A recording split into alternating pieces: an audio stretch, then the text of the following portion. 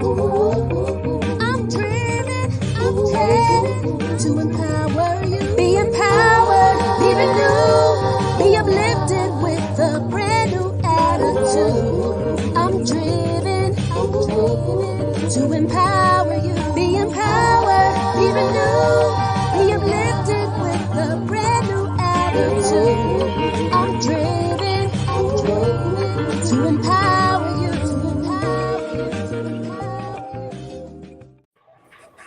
Welcome back to Driven to Empower You. I'm your host, Willett M Hurst. If this is your first time, welcome to the family. If not, welcome back home. As you can already see, I have a bunch of awesome guests that have came over to visit me today, and they're going to share the stage with me. So I'm going to introduce them one by one. These are our future leaders that are going to take the world back by force. So I'm going to start first with Mr. Joe Smith coming out of Oklahoma. Hey, Joe. Hey. How you doing? Tell us a little quick something about you. I'm 23. I'm from Oklahoma, and I'm an artist. What type of artist? Rap, hip-hop, a little bit of everything. Okay.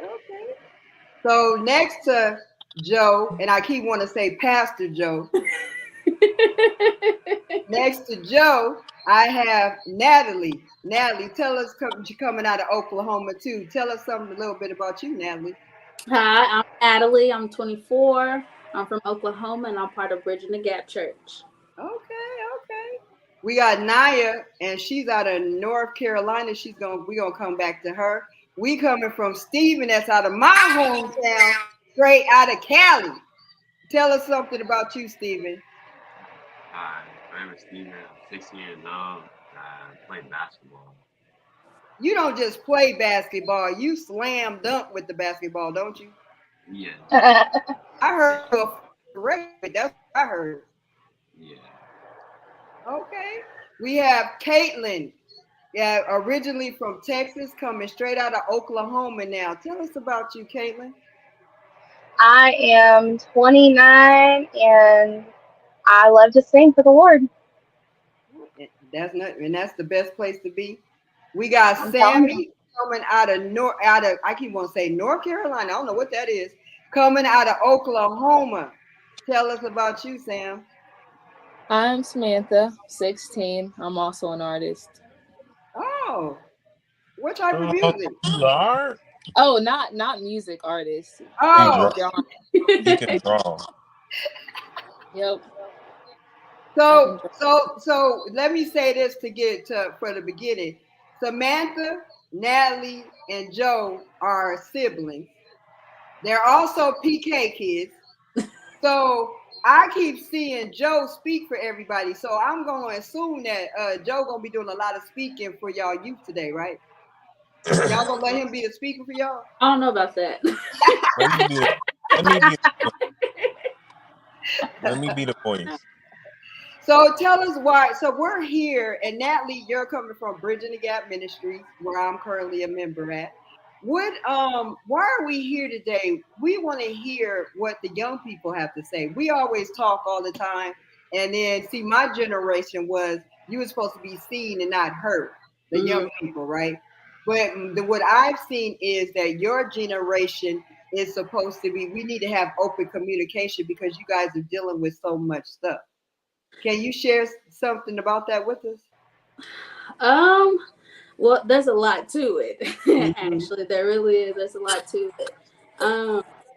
So there are some youth who they're open to share with them. As far as parents, and there are some who either don't want to share or they want to share. They just don't feel comfortable talking about it because they feel like they're not going to get heard, or they feel like their words or their feelings are invalid a lot of the time. Wow, that says a lot. I'm gonna come back and revisit to what you said. Naya, can you tell us? What you thought you wasn't gonna say nothing? I didn't know. You said it was gonna come back to me. I was like, okay. Girl, when I say I'm gonna do something, I'm gonna do it. So Naya coming straight out of North Carolina. So tell us about you. My name is Shania. I am 18. I'm a senior in college. A senior in high school. I'm going into college, but I'm in North Carolina. I plan on going into early childhood education. Oh wow, very strong spirit too, young lady. Can you do Oh me a yeah. favor? Because you can we're getting feedback. Can you put your thing on mic on mute real quick? There you go. But when you talk, we need to hear your voice. You have a lot to say. So go back. Let's elaborate more on you what you were saying now about what you guys as far as not hearing what you guys have to say. Well, I mean, I've known a lot of people around my age. I tend to stick to myself, but a lot of the time, people tend to, come to me and they feel like they can vent a lot of the time.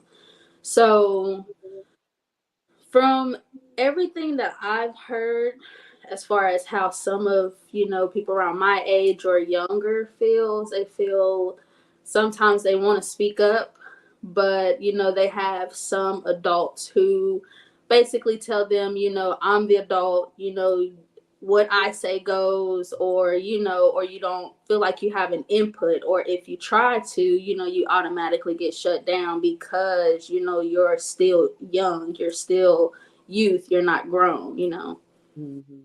And I have to be said, I'm on the show. I like to be transparent. This is my walk. So my kids are 26 and 30, and that was the era I was in. And so it's a lot of stuff that I know that I messed up as a parent. Um, that I wasn't able to listen a lot of times because I was rushing and working a lot and trying to survive a lot. So a lot of stuff I did miss, and that makes sense why a lot of us older generation has not been able to pour into your generation. And that's why a lot of stuff, and then you guys have COVID where you guys have had to deal with a lot of stuff that an older generation has not had to deal with. Does that make sense? It does. Yeah. Naya, what do you have? You wanted to say something on that? No. Okay. My freshman year was during COVID, and it kind of shut me off from like my high school entrance experience. And whenever I got in high school, I kind of went crazy, and it was just a lot of me like losing my faith. And I'm just now getting to the point where I can say loud and proud, like I am a Christian and that this is who I am. So I can relate to where she's coming from when she says like, sometimes we want to talk about it and we don't feel like we can. Because like in school now, it's so rare finding someone that's on the same page as you when it comes to things like that. So I relate to that really heavily. So let's revisit when you said you lost your faith. Why did you think you lost it? For maybe the first 2 years of high school, I identified as an atheist. I thought that the Bible was just a book written by a bunch of people, and that was just what it was for me. I had an encounter with God, and it solidified everything for me. But that's what I mean whenever I say I lost my faith. I didn't have any regard or any care about it. And what's you said in order to switch it up, you had to reform. Is that what changed everything? Yeah. It was a really simple thing, but it like spoke like really. It spoke a lot to me. And my mom actually, she continued to like read into me, and I would be like, "How do you know that? You shouldn't know these things, but you know them." And that was my encounter. I was like, all right, so obviously maybe something's wrong with me. So I went further into it, and now I can talk about it openly. And it takes a lot in this, like I go back to revisit with myself. It's a lot of stuff that I went through in life as a young person that I for some reason, anytime I try to talk, there was no way for me to verbalize it. Yeah, and for you guys to go in here and to talk, I just want to tell you, I'm honored to even be here with you. Not yet. Caitlin, with you being a young lady too, has the stuff that you have experienced too with that, as far as to your walk with Christ, or just being a young person? You're muted. How about now? Oh, good. Mm-hmm. I was getting a lot of feedback. Sorry. Oh my gosh, my walk with the Lord has been very rocky. Mm-hmm. It's been very. I've had a lot of anger, a lot of frustration towards God for a long time, and I get it. I get what they're saying. My whole life growing up, I always felt like the outcast. Kind of like you said, just to be seen but not heard, because just a kid, you don't really know anything. The adults think that you don't know anything, and truth be told, a lot of times, if adults will just stop and listen, they can learn something from the youth, from their kids, and not shut them down, but listen, because they are human beings as well, and they're growing up to be the young men and the women, that they're going to be. And, I feel like God's going to have it go into my whole testimony. Whatever's on your heart, you could just speak whatever's on your heart, Caitlin. So when I was 2.5, I became diagnosed with cancer, acute lymphoblastic leukemia. I went through 2 years worth of chemo treatments. So by the time I was 5 is when I wrapped all the treatments up. My mom always said that I died, that came so close to death so many times, more times than they could even count. And going through the treatments,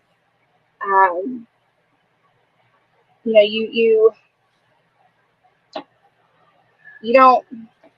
A lot of people think that because I was so young, I wouldn't remember, but for some reason, I do remember a lot of what happened to me. Mm-hmm.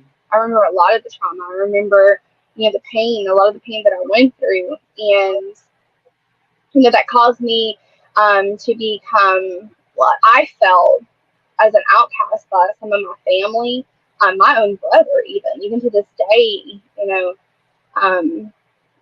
He has hatred and bitterness and resentment towards me because he always thought that my parents cared for me more, loved him more than me. And that wasn't really so much the case. It's just, they couldn't have an 8-year-old boy hanging around a sick little girl who had no immune system. And so my brother,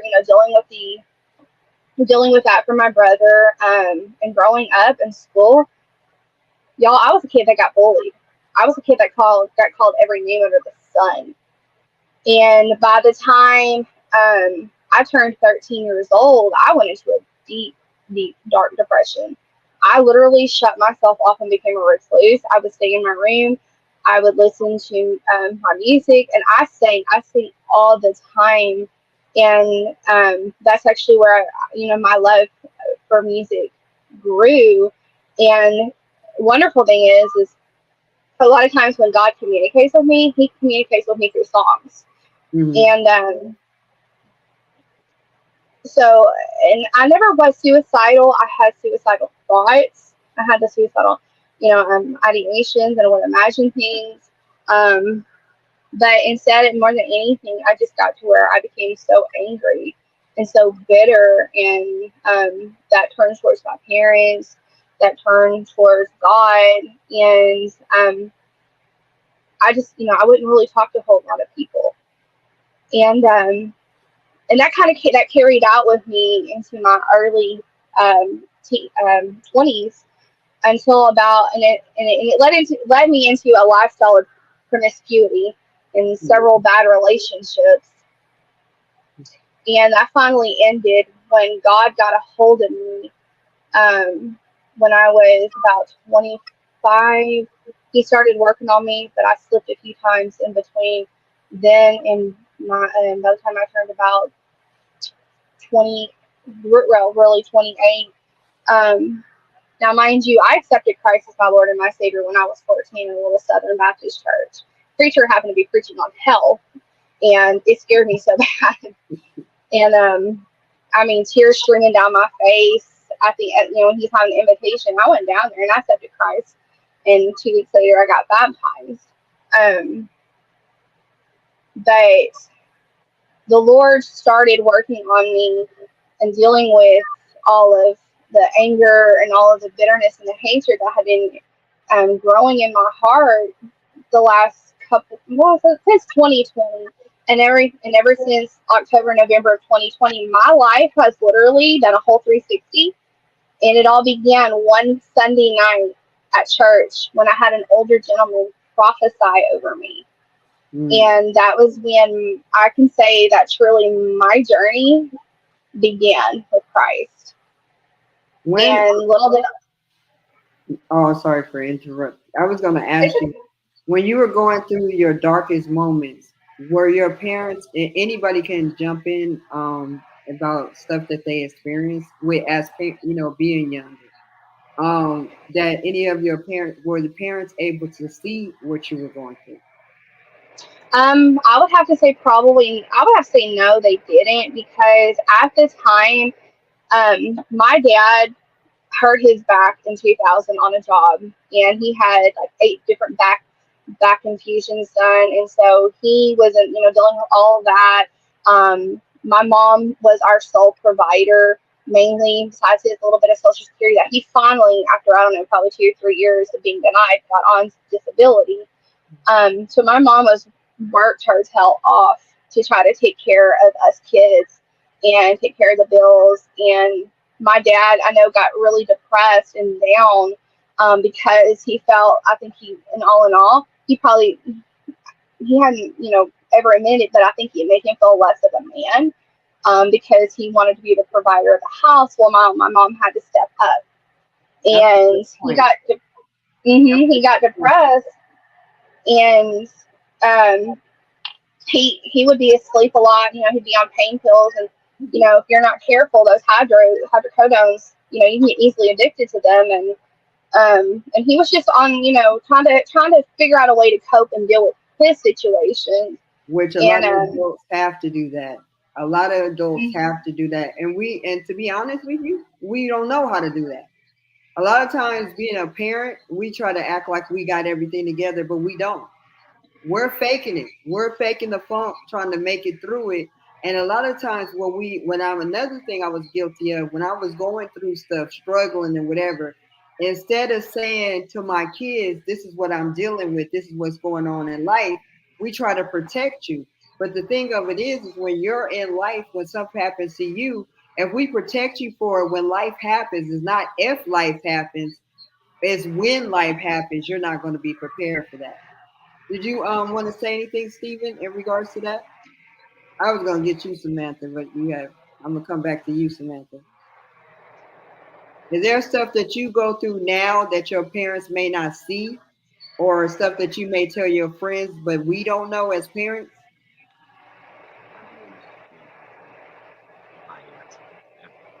Hey, we can't hear you. I'm sorry. I said I feel like if I do try to express myself or something, I feel like I'll get judged, or people say certain things about me or do certain things or treat me a different way. So you're saying who's judging us? The parents? Us parents are judging you because of how you feel? Yeah, like they're telling like, oh, you're fine, or nothing's wrong with you, just get over it, you'll be fine. Yeah, we do. We all get to that. People tell you to get over stuff. People have death. People want to have suicide thoughts. And it's hard. And I know as an adult, because I was an outcast. So I know as a growing up and stuff, you can't share your intimate things with people because people start looking at you different. And then you're like, I opened up to you, and what did you do? You mishandled me. And a lot of times that's what happens with people. Would you agree with that? You had something to say, Miss Samantha? I don't know. I feel like a lot of us, like, even like as young adults, we have like sports and school and stuff, and so like I feel like we're also overwhelmed with that stuff, and then trying Mm. to our parents and they don't listen, and then they wonder why we don't talk to them, which is like kind of overwhelming because like we tried, but you didn't listen, so we kind of let's like close ourselves down. Mm. That's a good point, though. Because when you're feeling something, you want somebody to be like, "Hey, I'm bleeding. Hey, I'm going through this," and then we tell you just get over it, or you don't know what you're talking about because you're too young, and we're guilty of that. And I apologize for the older generation, but that's why we're here on the show. And Natalie, you have a business that you're gonna. You knew I was gonna come to you. I knew it. You felt it in your spirit. Um, you have a, what did you say? Youth influence youth. Is that Yeah, what it is? youth Tell me influence about youth. that. So youth influence youth. It's really all about youth helping youth. So my big thing is, you know, it's time for everyone to get closer to God, but our bigger size, number of people that we really have to work on is youth. We have so much going on, nowadays. We have kids dying left and right, so the biggest influence on youth is youth. They listen to each other before they listen to an adult or they listen to their parents. If they want to talk, they have their friends. So youth is the biggest impact for youth. And if we don't work together as you to get closer to God, then that will leave adults to have, kind of a struggle, but not necessarily. It won't necessarily be a struggle, but it'll be a lot harder because a lot of the youth feel like, the adults don't listen, or, they really don't care about how they feel or what they have to say. So would you agree with that, Joe? Yeah, I agree, but I feel like sometimes us as young people, we don't want to listen to. So That is, like yeah, people will that try to help, but it's just the fact that we don't want to listen to what they gotta say. So that kind of messes us up too. So I don't think it's just all on the adults. It's stuff that we could do different too to level the situation out. I agree, but I think we need each other. yeah. Like the Yeah, older we do, but generation. I know myself, and sometimes I could be real obnoxious, and Mm, not want to hear what I mm. need You to can just hear. open that door, Joe. You can I just say that open it. myself. You know Miss Willett gonna walk See, right in the door, right? the first thing you gotta do is admit you wrong, and that's what I just did. So it's not always the adult. It's we gotta work on stuff that we can do different to try to understand. Because when you talk to somebody, you gotta talk to understand, not talk to reply. Woo, that's powerful, Joe. I think I'm gonna have to leave you alone a little bit. But that. So, what you think about that, Naya? I don't know. Am I still getting feedback? You can still. We still want to hear from what you have to say, though. Okay. Well, I can say from my past experience, I've had situations where like it was me and my mom, but she never really shut me down. That was like the only experience that I really had with anybody, me talking about my faith, especially in the beginning. I talked to my mom about it, but she never shut me down. I kind of shut myself down in that sense. So like whenever I got really depressed, my depression didn't really look like depression. It looked like more of like anger, and it wasn't identified as a cry for help. Mm, So whenever I was going through whatever I needed to go through, um, there was always my mom to go to. But with her, whenever I was going to her, I was lying and I was deceiving and I was manipulating based off of my hurt. I was using my hurt against her to get what I wanted in the end. So, like you said, there is stuff that like us as a generation of youth can do to better the situation. And it's a give take kind of thing. So to get the older generation to change, we also got some changing to do too. mm. And I'm impressed with you with guys. that, Coming with that, so there are youth that know, where they mess up, where that it's not just the adult. It's not. They're both of them are correct. It's not. But the thing about it is the youth that knows the difference. That's the whole youth influence youth. Is there are youth that know, that are aware of, that they know, oh, well, I don't want to listen to them. And they know that they've done that, but it's noticing the other youth that don't notice, that way the ones that know, they can help influence the ones that don't know.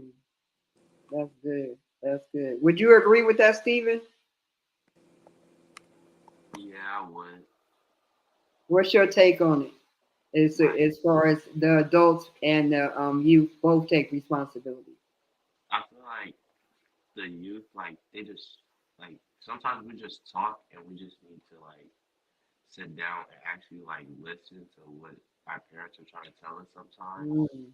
Or, like, and the same way for the parents, like, they need to, like, actually, like, just listen to what the kids are telling them and seeing their point of view of what's going on with them. What, since you guys mostly, all you guys are in church, right? Most of you guys are in church. So, is it hard to get your generation to church? Because they've been able to, I know firsthand that us and my generation, what would happen is we would go to church, and a lot of times we didn't live the way we went to church. We would live one way, and then when we go to church, we act another way. So because I know your generation, you guys only really connect to real. You guys really know when people are not real, they're superficial, and you don't adapt to them. So a lot of times when we try to tell you, like, come to church, and you were just acting like yada yada yada when you were at home, or you were just talking about that person when you were at home. Now you want me to act, you want me to go to church and act a certain way. Do you guys agree with that? Anybody want to? Yes, I was waiting on somebody else, but yes. I feel like we playing a game, like, you know how you do the budget and you do the thing and you like wait, like, who gonna pop the buzzer? Yes. I can say it is pretty hard getting, some people our age to come to church. And sometimes it's because I've heard, that church people aren't who they, basically explain themselves to be, and it's not genuine. And a lot of the time that's the root of it, is they feel like it's not genuine. See, our generation would go with the flow, whether you was fake or not, right? You got for real.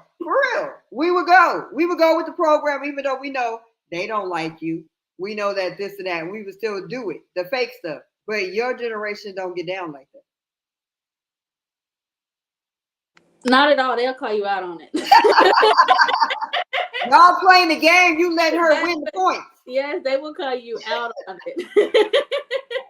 They will call you out, and then it's like, no, but you said yada. You can also tell, like, if say you're hanging out with somebody or whatever, you can also tell when that adult have been talking about you, because the child will start acting funny against that person. Oh yeah. Oh yeah. You be looking at the kid, you be like, okay, I peep game, I see what's going on. But what about the stuff that you guys are dealing with? Okay, you're dealing with COVID. You're dealing with lack of socialism right now. You're dealing with the what's the drugs that's out now? The pills. Okay, Naya, I'm gonna call on you, so you might as well. We don't care about the feedback. We need to hear your back. We need to hear what you got to say. So take the. I know in my school, like, there's heavy drug use. It's gotten to the point where, like, teachers and stuff, like, know about it, and, like, they just don't say anything. I remember I went into the bathroom. This is, like, I don't even use school bathrooms now, because that's all that happens in school bathrooms at this point. But things like that, just all the time. And being around that, it is a really big influence. Like I don't partake, but like there was a point in time where like I was very interested in things like that, and it almost got me. I was going down that rabbit hole for a while, and I had to like dig my way back out because I was really going through it at one point. But I applaud you for not going that way. Thank you, because it's bad. Yeah, but I applaud you because a lot of people don't know how to deal with what they're going through. And it's hard, especially you don't have anybody to talk to. You don't have anybody to convey to. And suicide is very high in your young people. Have you guys anybody experienced anybody that have committed suicide, want to try to commit suicide, or anything to that magnitude? I've had a few encounters with not only like other people's attempts of suicide, but also my own suicidal thoughts. I think I was in middle school sometime, and I went into the locker room, and there was a girl trying to hang herself, and I had to help her out of that. So that was my first ever encounter with like suicide or suicidal thoughts. And then year before last, I was having my own encounters with it, and I didn't really know how to approach it. I kind of just blew up. I was very angry. I was very depressed. But like I said before, my depression didn't really look like depression. It just looked angry and spiteful. So people didn't really associate my depression with depression, because it's not the stereotypical, oh, I was so down, I was crying all the time. It didn't look like that for me. Like I was still happy, I was still joking and laughing, but it didn't really look like that for me. So I've dealt with it on a helping and a going through it side of the scale. So you're a functional depressed person. Yeah, like most people are. Like you don't want people to know that you're going through it because you don't want people to judge you. And a lot of times, if a lot of people there wouldn't be high suicides if people can actually go to people and convey and say, you know what, this is what I'm going through. You know, this is what I'm dealing with. You know, and sometimes we just need somebody just to talk about it. Sometimes to just get it out, to get it out of us what you're going through. I want to also go ahead. I was gonna say things like therapy and like opening up to people have such a bad connotation though. Like whenever someone says, oh yeah, I go to therapy, immediately people's first thought is, oh, what's wrong with you? Mm-hmm. So like we tend to fight the idea of therapy or opening up or a psychologist, because people think if I have to go to therapy, then there's something like really wrong with me. People are gonna judge me for it. Even like going to therapy, I thought my therapist was judging me. So it's just things like therapy have a very bad connotation. And because in the Black community, we don't believe in going to therapy. One, we always said whatever happens in this house stays in this house.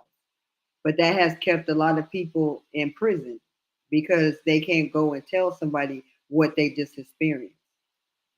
And is deep. I want to revisit about.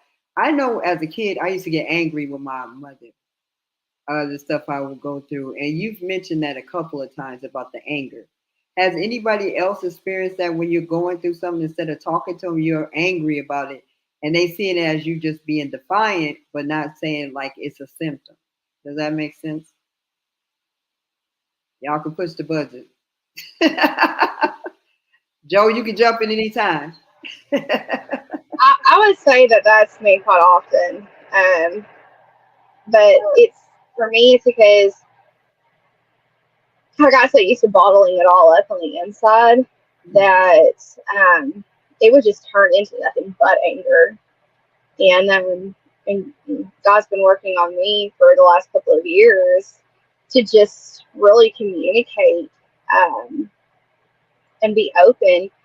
And I know a lot of people think I'm crazy because I'll be going through my hangout, even at the grocery store, and I'll be having a conversation with God, and everybody turn around looking at me. But that's what I developed. I developed where, I'm not ashamed to be out in public, and I'm not ashamed to be, washing dishes or driving down the road, having a conversation with God.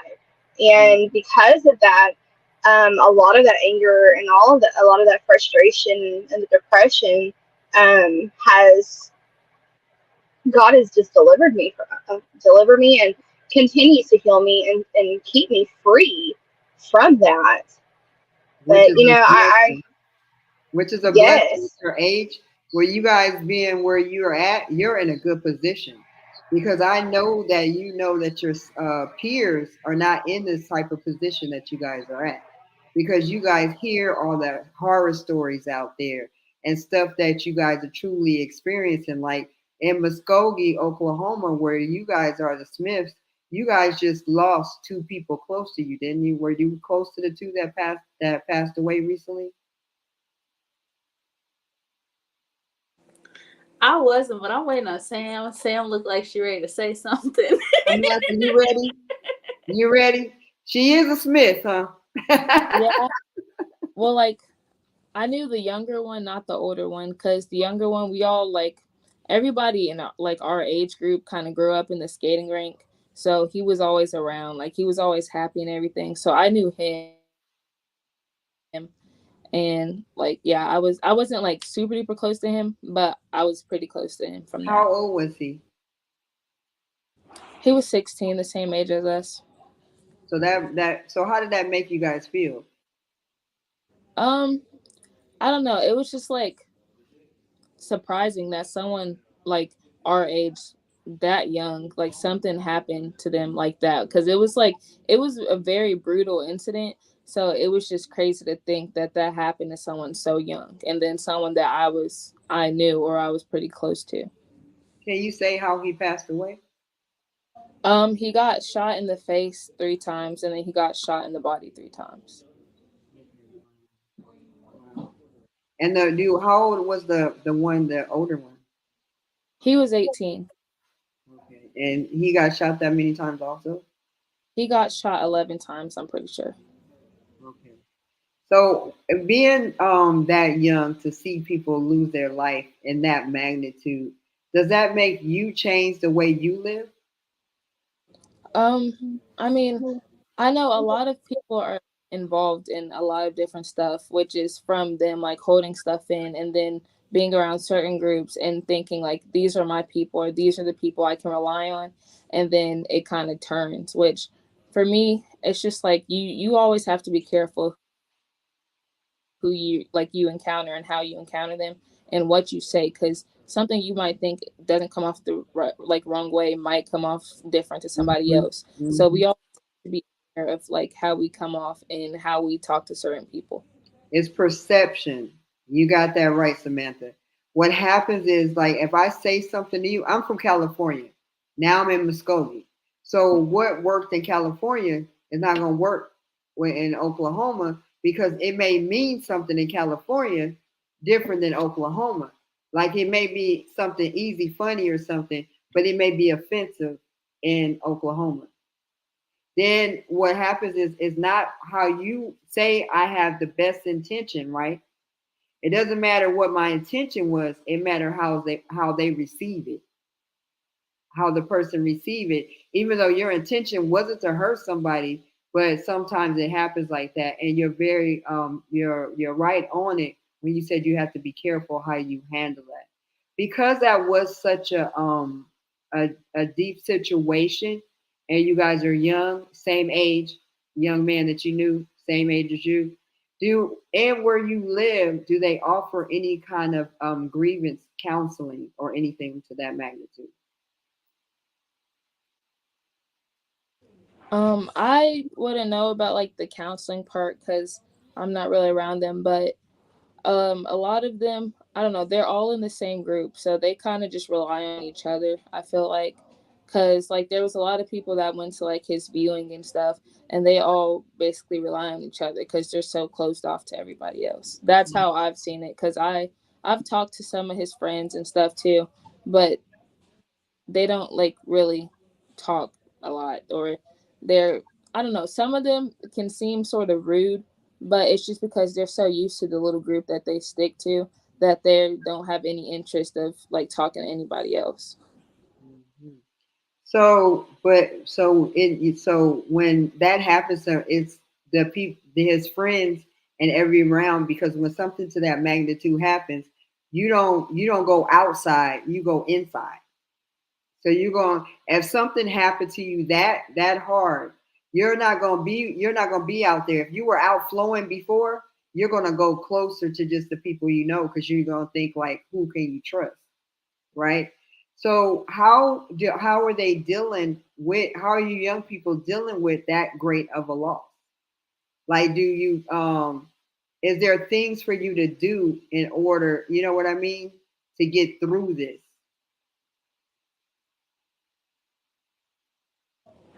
Well, I've had a lot of people come to me like after that talking about like getting closer to God and stuff.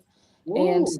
so like yeah, I've had a few of them come to me and they're talking about like how they want to like be able to leave like the situation they're in. And this one particular person, he was telling me like he's been wanting to get closer to God, but he doesn't know how to start and how to get everybody else on the same road. So I Wow. told him like I was reading the certain chapter and it was pretty close to what we were all going through. And Mm-hmm. so I told him to like look into that chapter first, and before being able to like lead anybody else to God, he has to be where he wants to be. So he'll have something to like testify about to other people. Oh, I love that. So that's awesome that you're able to minister to them like that. Stephen, have you lost or any, and being in California, we have a lot of that stuff. Have you experienced any great loss with your peers? Uh, yeah, I have. Um, my friend, he went and he was trying to buy a phone from this guy off of like eBay or something, Uh-huh. and the guy that he was buying it from thought he had a gun, and then Oh wow. he did it, and then he ended up shooting him, and he ended up dying. How old was he? He was 16. Wow. Same age. Same Yeah. age. Same age. What can we do as a community? What can we do as people loving on each other? What is some stuff that we can change to make the difference? Um, Caitlin, I see you reaching for the buzzer. Are you reaching for the buzzer? I was trying to get it. Wow. Wow. I would say, and all in all, God has been, I'm listening to everybody, and I feel in my spirit, the Lord is saying that for us to be able to um, help the youth to cope with what they're dealing with, but also come together as a community and work together. Because ultimately, it doesn't matter if you're 16, if you're 18, if you're 20, 23, 29, if we're children of God, we're all in the body of Christ, and we need to be working together. There is so much division in the body of Christ that it's ridiculous. And Satan, we have let Satan get into the church so much that we have become just, we stink. We stink Ooh. before the nostrils of God. Ooh. And That was good. God has been really kind of just dealing with me on, personally, like for my family, but I've also been praying for the church. God's been having me praying against the spirit of religion. And God is telling me, I feel like He's telling me, we had to start being more genuine. We need to start being more true and authentic, and not try to put up a facade. Don't be fake. Be real. Be who God has called you to be. And and of course, if we would actually stick to the Word of God, we would learn who God says that we are and learn who He is. Then that will help us, to be able to walk in that authenticity and be able to help one another. We could cut down, the suicidal rate. I mean, it is ridiculous. Yeah. I personally didn't. I have not lost anybody as a peer when I was in school. I knew a couple of girls for that I used to be friends with her mom. Something happened. I don't know what happened, but we're no longer friends. But I actually mentored her middle daughter. God blessed me to mentor her middle daughter for a few years before God separated me from that. And she was in high school and she lost, I don't know, probably 4 friends throughout her whole journey to suicide. And they were all like 16 years old. Wow. And a lot of it was because they were bullied and peer pressure and feeling like, that they couldn't go to anybody to, talk about how they were feeling. And so they either hung themselves or they shot them. But for my personal experience, I recently, just before Christmas of this past year in 22, somebody that I went to school with, he's 27. He was a volunteer firefighter and he worked for EMS. He committed suicide. He shot himself. And he was somebody, and it was really hard on me because he was somebody that, I had really cared for. And it was rough. But I feel God is saying we have got to start being real. We've got to start pretending, going to church and putting up this, pretending to be this person like you're, this perfect Christian. And then when you go out the door, you're hitting the bars, you're hitting the clubs, you're gossiping about somebody, you're doing this, you're doing that, you've got to start being real, because the thing is God is seeing everything that we're doing. Mm-hmm. And he is so tired of the fake. He is so tired of the religious people in the church that are not truly being a true disciple or true Christian of his word. Mm-hmm. You know what's amazing, Caitlin? I get so excited hearing the young people that you guys are sold out for Christ, and I keep hearing Pastor Joe over there. Pastor Joe, it feels good for you, Caitlin, to have that fire for what's going on. How, Joe, with your generation, how can we change stuff? How can, now that happened in Muskogee, now that you lost somebody, Stephen, in California, how can we switch up the game so we don't lose anymore? What ideas could you tell us to give us some options? I think what my dad and them started doing is something that I was thinking would be a good thing. Just like going out to parks and stuff like that where the youth usually is, and just letting them hear, instead of just acting like saying that they don't know, letting them hear about God and like praying, just praying. It could just be everybody praying and they could just come over there and listen. They might not know what's going on, but just them being there, that could change their life just in that moment, because it could spark something and then flip a switch, and then that could make them want to go closer to God and really want to get to understand what Christianity and all of that is. And that's amazing, because I've been able to go with you guys out to the parks and see the changes, that people are hungry for the word of God. And the young people, you guys are hungry for the God. But Bridging the Gap is doing something different, because they are going to different parks every Thursday, and they putting their feet on the ground to save the youth and say no more to the devil. My thing of it is that with you guys bridging the gap, and we get with you, Natalie, in regards to what you said in church to your young people about you are the bridge. The thing of it is that you guys, I think where you have the recipe is because in your church, you have your grandmother, you got your great grandmother, you got your dad, you have your uncle, you have your aunt, and all the young people are out there together as one body. Yes, and then as far as my dad and my aunt and my uncle, they're not any regular pastors. They're not. They're not any regular pastors. They'll tell you how it is. They'll even tell you what they've been through in life, just so you don't feel like you're alone. They want you to know that you're never alone. You're always welcome. Just come as yourself. And that's my favorite part. That's what I love. Because that's really the main thing as far as people feeling like they're not welcome into a church, or they don't want to go to church, because they feel like they're not welcome for them, as themselves. They can't come in as themselves.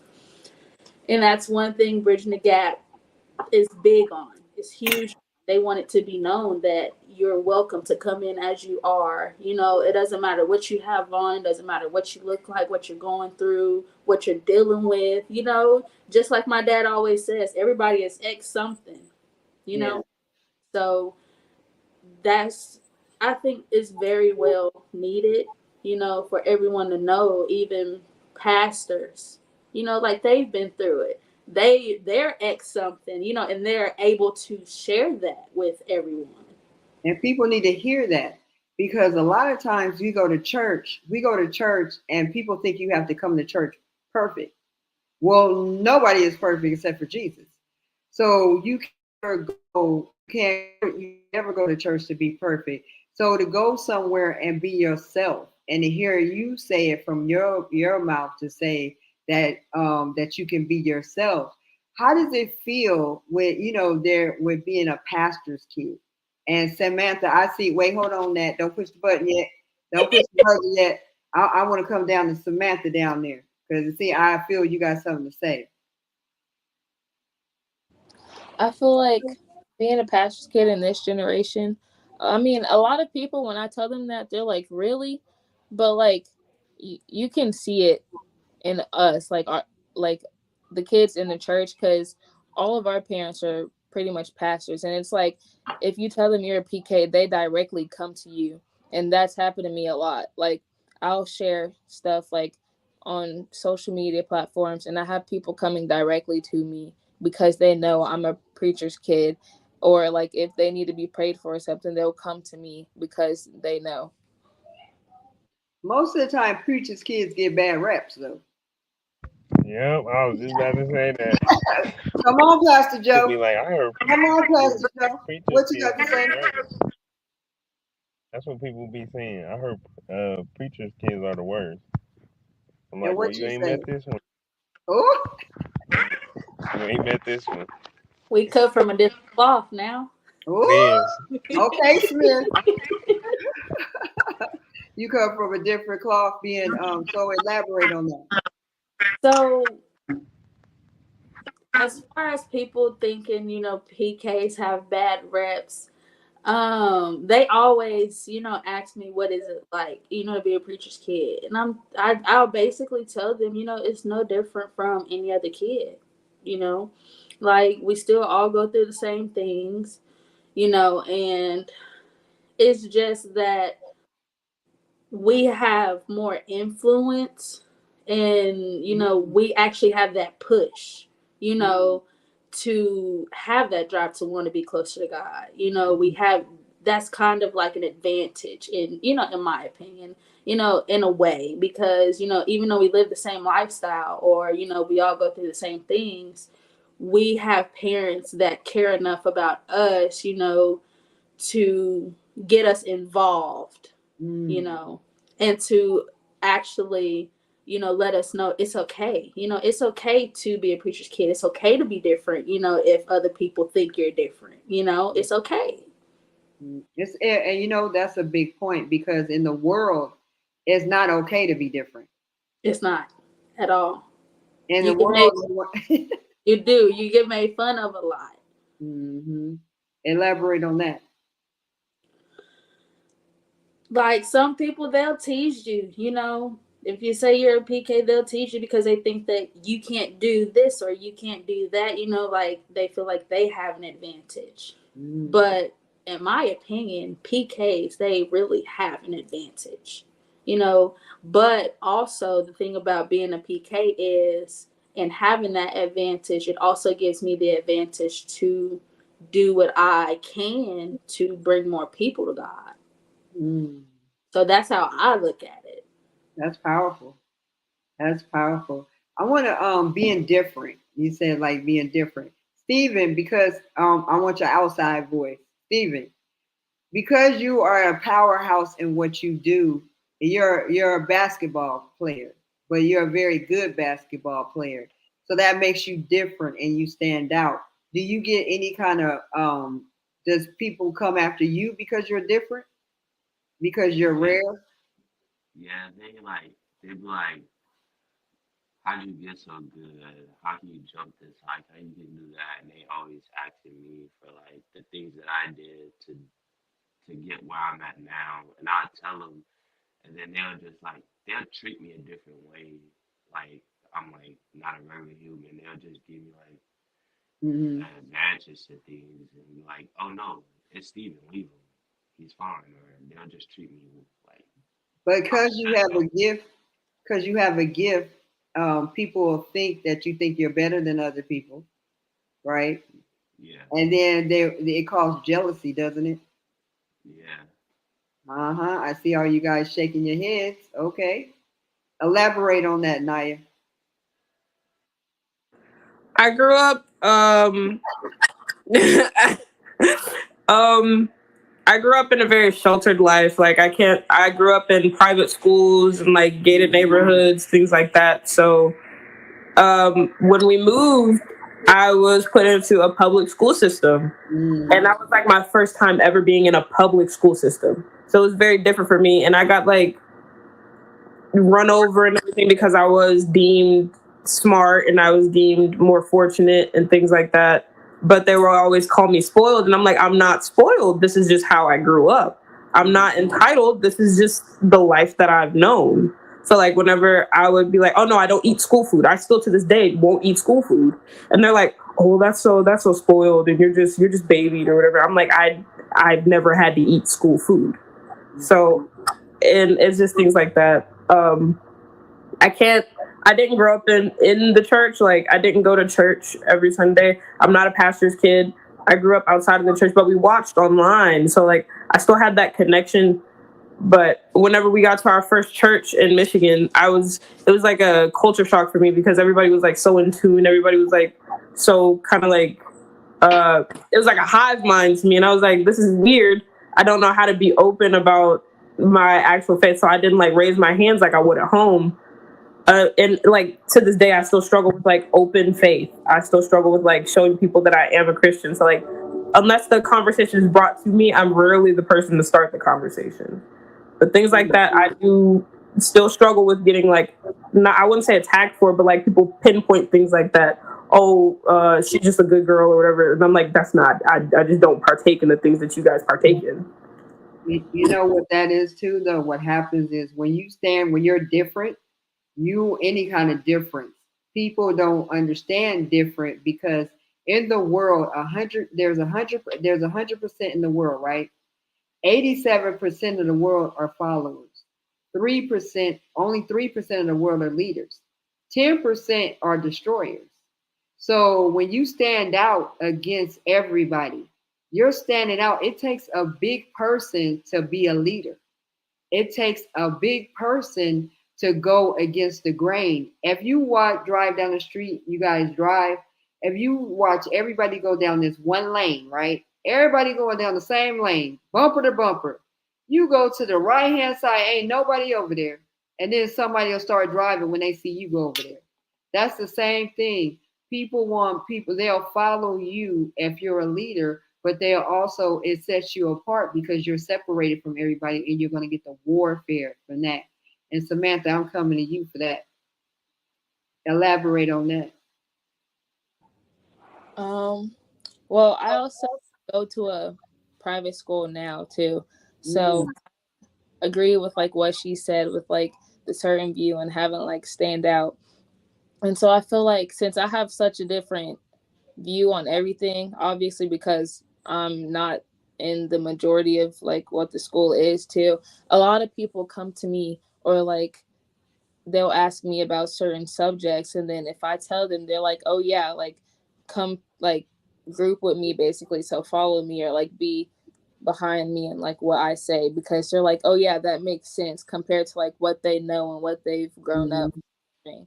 And so it's like it's really different because like a lot of them, they I don't know, they are very entitled, I can say. They stick to their one thing and they think they're entitled to. So like even with sports, they're like our coaches aren't as hard on us as like AAU coaches or like public school coaches. So they feel like they can do whatever. And I'm the one person that's like they're being easy on us. You can't complain about like what they're saying, cuz if you were to go anywhere else, it would be way harder and y'all would be quitting right now. And so it's just like after that, like a lot of people are like, okay, so we can do it, or like we should think about that more. Good point. Caitlin, did you want to piggyback from that? Why are y'all surprised when I call on you? Please tell me. Go for it, Caitlin. Ooh, I feel like my mind is an overload. That's a good thing. I know it is, right? Mm-hmm. Oh my gosh. Right now, I don't really have anything at the moment to say. I'm really just listening because I just at the moment I don't have nothing to say. So you just tasting every morsel. I'm going as I feel the Lord puts it on me to speak. Okay, that's a good thing. It is, because I think too often we speak too much than we do listen, and we need to start listening more. Absolutely, and I agree with that. Absolutely, absolutely. What do you guys? Each person as a future leader, each person I'm gonna ask, who are you going to be in your future? I'm going to Pastor Joe first. I told you I was gonna get you. I can't That's a help good it. question. I just want to really be somebody the younger people can look up to, and just try to, lead by example. Could you see yourself being a youth pastor? Myself, I could. I see that. I see that. Yeah. Every time I was saying your name, it'd be like Pastor Joe, Pastor Joe. I said not the one that say well, I stay ready all the time, but I I'm just kidding. But and so you see, you're just making a difference. Yeah, that's really what I want to do. Because I feel like it's a lot of people who have ideas to do stuff, and like they know ways to do things, but they don't get out of their comfort zone to talk about stuff, Mm, like show people how to do stuff because they don't know how to go about it. mm. That's good though. Yeah, and the comfort, nothing grows in your comfort zone. Oh, not at Nothing, all. and something that's growing, and something that's not growing is dying. That's true. Nothing grows, and that's a good point. But I still see that pastor over there. Next, Miss Smith. Um, I just want to be a bridge. I just want to be a bridge to, bridge that gap. I just want the Lord to use me however He sees fit, basically. That's good. So going back to the bridge, explain to us what you said at church about. Tell again about the name of the church and what you said in regards to the young people. So, the church is bridging the gap, and I just feel like as of now, with everything that's going on right now, the youth is considered as the bridge, because we have a lot of influence on each other. There's a lot of youth that need help. They need an ear. They need God. It's a lot of them. So I just feel like the youth is the bridge, and everything that upholds that bridge, those are the adults. The adults, they can't do anything without the youth. Mm, that's good. That's really good, and it's true. And there's an example that I would always give is that growing my era, we were taught to stay in the box. Mm. You guys were taught, what box you talking about? We were taught coloring the lines. You talking about what lines you talking about? And when you guys came out, you guys started doing the Apple computer. But we need each other because you guys are speed, and we have the wisdom and the experience that we've been through. We have been through some stuff. Like Yeah. your parents say, we have been through some stuff. And the youth think they've been through some stuff, but they ain't been through it. They They ain't been through it. Yeah. But also, you guys are so used to having stuff right at your hands. Mm-hmm. Microwave fast. Oh, I need it now. I need it now. We used to be like, take your time to get it. You know, you're going to work your way to it. I've seen people like, they move so fast, it don't even make sense how fast they do. And But, mess up sometimes in between because of them moving so fast. yeah, but we need each other to get this done. And that's what this conversation is about. Nyla, before you give me that face, it's on you. The impact, where I want to have the most impact is I want to go into like that middle ground.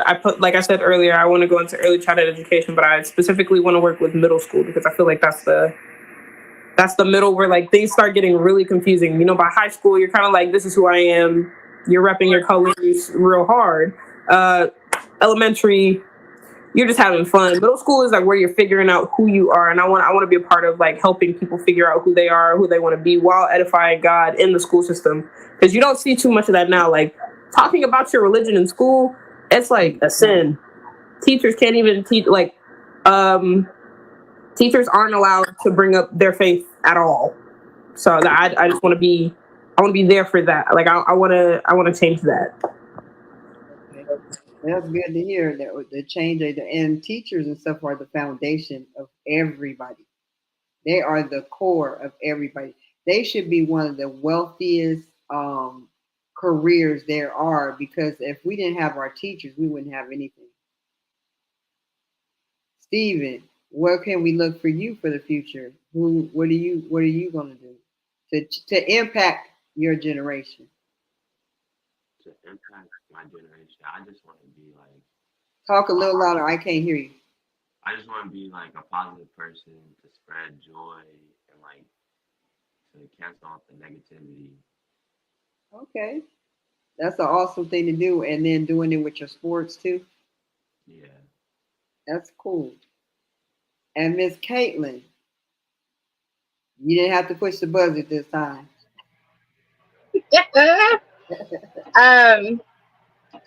Actually, I already know. God's already shown me what He's going to do. Okay. I am going to be getting into women's ministry, helping young women in their 20s down to teenage girls, being able to just pour into them what I have gleaned from my teenage years all the way to now, helping women who have gone through abuse, that I have personally experienced, going through, helping them to reestablish their identity in Christ, and how to teach them, equip them how to walk in the authority in Christ, and to take back the territory in their lives that the enemy has stolen. Come on. And, God has been just, He's so loving, but sometimes it seems like He's a little bit of a drill sergeant, really been on me about learning how to operate in my authority in Him, and taking back every area of my life that Satan has crept in, and taking it back. God is, not just women's ministry, but missionary. I've already got people inviting me to go to Kenya.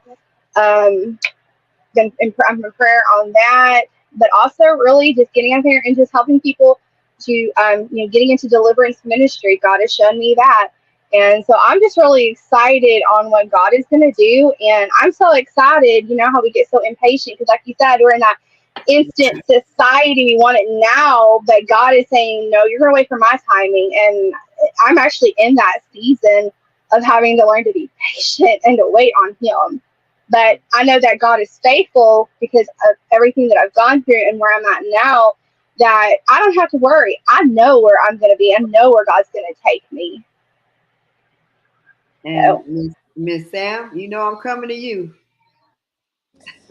In this generation, I want to be someone to help people find their voice and their peace, because I know a lot of people struggle with peace and like where they're.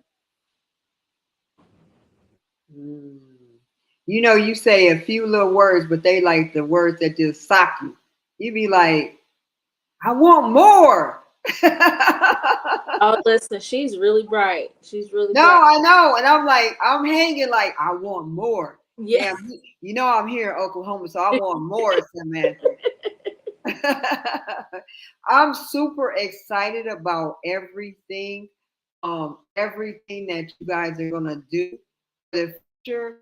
And normally I wouldn't have played the song, but I think I want to play the song just for us to meditate on the song that Nat sent us, and then so we can come out and close it out. What do you guys think about that?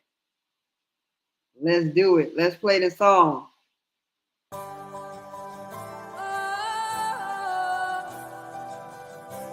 No other name but the name of Jesus. There's no hurt that can outlive the grace you freely give. It's the raging flood that covers us. For the thoughts that come to decay, you've sent love to strip them away, and you've left the truth that we're free in you.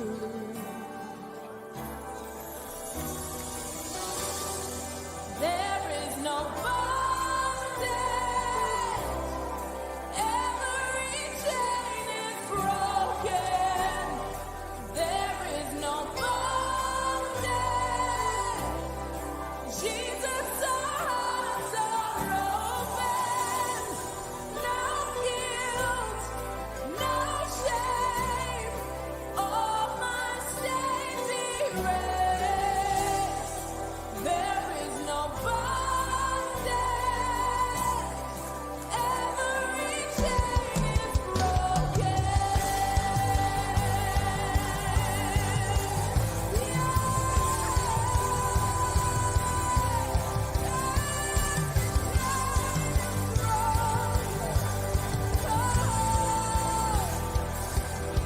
Come on, say it. Say there's no other I can outlive. Say the grace.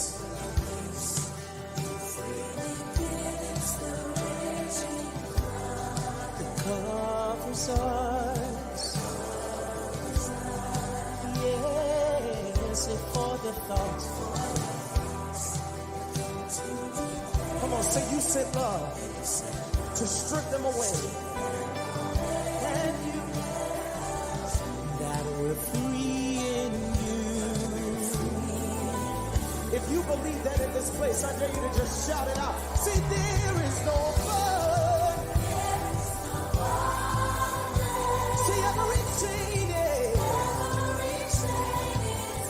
There is no bondage. See, Jesus, our hearts are open.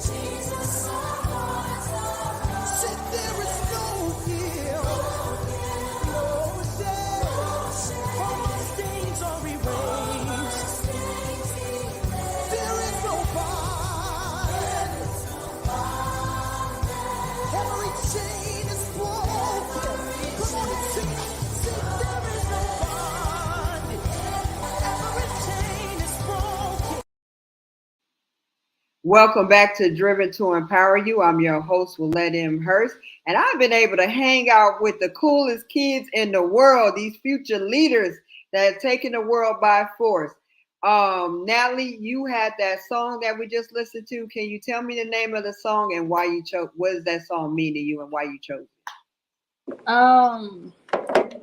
It's called No Bondage, and the reason I picked that is because we have to look at our path to get closer to God as that.